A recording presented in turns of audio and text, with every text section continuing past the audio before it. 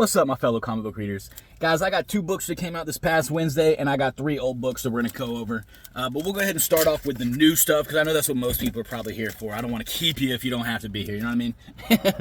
And I apologize about this coming out way late today. I slept in, and then I was lazy, and then son came to work, went to work, and then we had a guy come out and check out the chimney, and yada yada yada, life story, etc. Whatever. Anyways, Eddie Brock Carnage issue number 6. I thought this was a really solid issue. Eddie kind of comes to, and there's dead forest land creatures all around him, and Carnage is like, yo, this was your fault. Like, you were supposed to be killing people and you haven't been killing anybody, so I'm blaming you. And then a little back and forth goes back, and Carnage is like, I think you're a weak piece of shit, you're a bitch, you get all this power and you don't use it, and blah blah blah blah blah. And then it kind of goes over to the Muse, and the Muse is doing what the Muse does. And it's kind of forecasting a future between Eddie Brock Carnage and Muse, and I'm excited for that to come out. But this issue was a great issue. I saw some people say that they didn't really care for this issue, but don't listen to those people. This one's a good one. I mean, unless you really trust him, I'm not. Everything's an opinion here. There's no facts except for what you read and how you feel about it, and that's a fact to you. Next up, we got Imperial, issue number 2. I heard a lot of bad things about this, so I was like, we'll see. And then I went into it, and I read it, and I really like this issue. I thought the battle that's going on between everybody in here is awesome. And I love that, like, while everybody's battling, and, like, between Wakanda and the humans and the Hulks and everybody, right? They're battling each other, and then the Kree / the Skrulls kind of backstab everybody once the war's already started and move in and win the game. You know what I mean? But they don't win. It's obviously an ongoing thing. But I thought the back and forth between the different sides fighting, and then the Skrulls are kind of just sitting back and waiting in the shadows. Very technically savvy of them, or very tactically savvy of them. And I'm excited to see where this goes. Also, I saw that there's a bunch of spin-offs coming on this, or what are they called? Tie-ins. There you go. A bunch of tie-ins coming in this. I'm excited for those. I already got them queued up to get Imperial, Black Panther, Outcast. I think it's Outcast, and a couple other ones. But I'm excited to snag those and see the different perspectives of what's going on with this outer space battle. All right, next up we got Morbius, the Living Vampire, issue number 2. The next 3 I got out of the dollar bin, so they're not in any particular, like, I got a 2, and a 15, so it be what it be. Morbius is entering a town called Brownsville, and it's a really rough area run by gangs and stuff like that, and then there's one particular gang member that Morbius kind of stumbles across at first, and then Morbius punches him, and then when he punches him, he tells the guy behind him to shoot him. So the guy blasts Morbius, not knowing he's a vampire, you know what I mean? And then Morbius kind of like dies, and then a human comes up and is like, hey, you're dying. I'll let you die on your own if you want, or I can be here with you, you pick. And he's like, don't worry, I'm not going to die type shit, And I thought it was a great one, because Morbius is like battling the inner evil in himself. Like, he's doing good things and he's helping out people, but at the same time, he's like narrating, like, I'm not a good guy. While he's doing good things, he's doing bad things to bad people, which to me is a good thing. Depends on your morals, how you view it.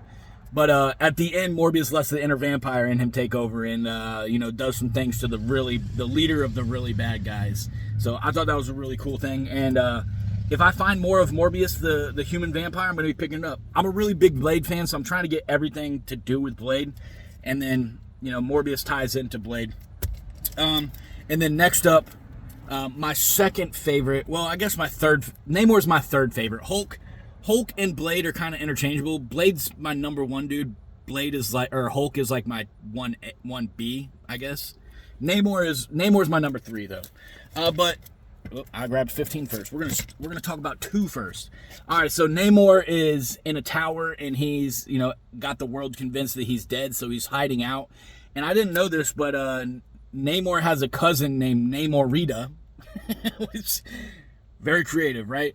And she has the same powers as he does. She's super strong. She has wings on her ankles. She can fly, all that stuff. Well, anyways, the Griffin breaks in and kidnaps one of the girls that's working with Namor. And Namor goes to try to find her and finds out these two, the brother and sister, did this. He doesn't find that out. You know, they're kind of doing like their backs, the evil monologue thing, like, oh yeah, we sent this thing. But they sent the Griffin to kidnap her, to draw him out so that they could prove that he still lives. And like, you know, they're trying to play the con game to take over the business that he's helping out. But he ends up going in the water with the Griffin, and then the girl kind of escapes the Statue of Liberty, and to be continued type thing, you know. But I really like Namor, so there's a good chance that I'll get more of Namor and read more of this story. But I thought this was a great issue. I really enjoyed it. And the next, I guess last up, we got Namor number 15, Into the Savage Lands. So in this one, Namor is being watched by Captain America, because him and Captain America were allies at one point, and Captain America, I guess in between 2 and 15, Namor is like convicted of something, and then Captain America is kind of like his parole officer type thing to watch him. And Namor and him are friends, so Namor finds out that his wife might not be dead, that she's back in Atlantis. So Namor goes to Captain America and was like, yo, I gotta go see if this is true, if my wife is still alive. But he doesn't tell Captain America that. He just says, you know, I gotta go do something important. And Captain America's like, I know you aren't trying to escape, or else you wouldn't have come and told me, and I trust you. I know you know we're friends, so I respect it. He's like, the only request I have is that you take your Griffin, because apparently, again, in between 2 and 15, Namor defeated the Griffin, and then also like took him on as like a family member / pet type thing. So I thought that was pretty cool. And then also, Namor's in a relationship. Remember, I was talking about I said the brother and sister were trying to kill Namor, or at least draw him out into like dishonoring him, right? Well, Namor is in a relationship with that sister now, and the sister actually loves him, but the brother is like, you know, you're a great actor, and it's a good thing you do this, and blah, blah, blah. And then he starts beating the shit out of her because he finds out that she's actually in love with him, which is crazy. But so Namor goes to Atlantis and then finds out that, you know, Atlantis is dying because the waters in the Antarctica are heating up, and they're like, is it, you know, what the humans are talking about with global warming, or is it something else? And they're like, I don't know.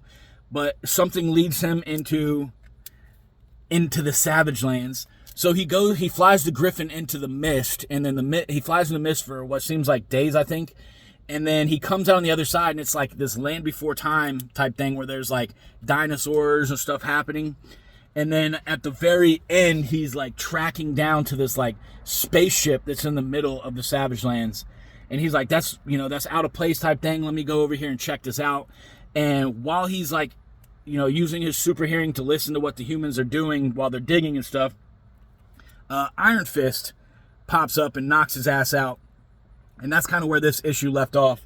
But again, I thought this was a great issue. I can't wait to read more of the Namor series. But guys, that's what I read for Marvel today. I hope everybody's having a great day, and I hope you continue having a good day. I recommend everything that I just reviewed.